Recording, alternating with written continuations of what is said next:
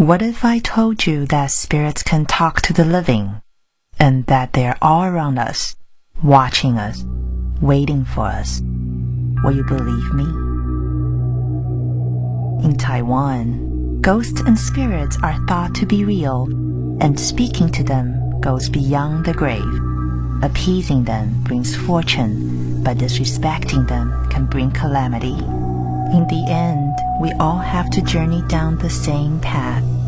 This is the story of a man who is facing his own death, and a close friend of mine who has lost someone dear to her. Both cross over to the other side, but will the spirits talk?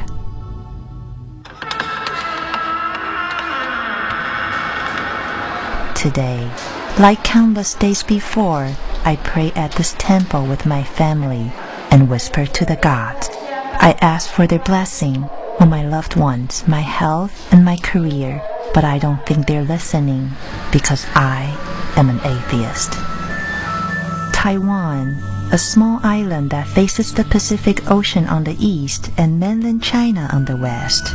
It is my home, where I grew up, a place dotted with temples of worship of gods, spirits, and ghosts, where incense, scriptures, and even magic are used to communicate to the dead. My name is Charlene Shi, and I'm a 34-year-old artist and filmmaker, born and raised in Taiwan, but educated in California. I've returned to my hometown, to my family in Taipei, Taiwan's capital, in hopes of pursuing my filmmaking career. Despite its ultra-modern facade, Taipei is still deeply rooted in ancient religious and spiritual beliefs. In Taiwan, worship is an important part of everyday life. There are many around me who honor spirits and gods in daily devotions. The practices can be as simple as burning incense at a family altar, tossing coins to get answers, or as complex as presenting elaborate spreads of food for the dead to enjoy. They set a stage to speak directly to the dead. Some say they visit the dead on the other side. How can this be true? Communicating with the dead is something I would rather not try. But as I grow older, I find myself wanting to know if spirit talk is truly possible.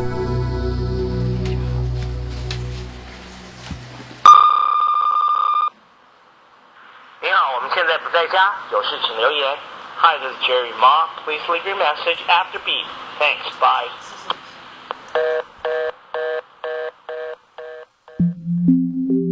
Georgia is one of my dearest friends. We met in college in Los Angeles. In just 4 short years, I watched her and her husband get married and start a family. But about a year ago, without any warning, Jerry suddenly died from a brain aneurysm. He was only 30 years old. Georgia was left alone with her 10-month-old baby, overwhelmed with grief and guilt. She still cannot come to terms with her loss. And every day, she wonders if she will ever see or speak to her husband again. Jerry was already unconscious when he got to the hospital. He did not say a word to me from the moment he passed out. I asked every day, Jerry, where are you? It was just too sudden.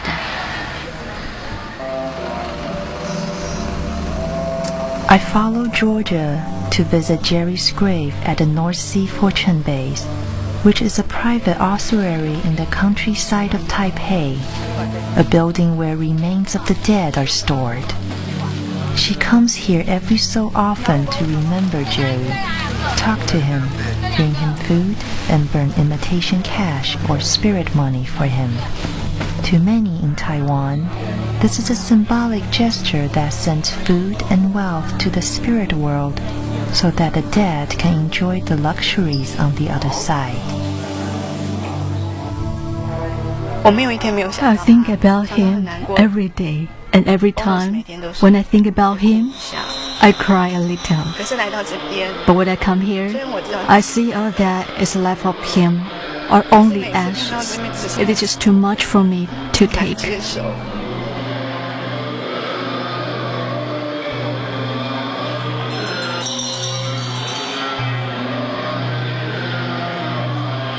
We hear of certain rituals that enable the living to visit the dead.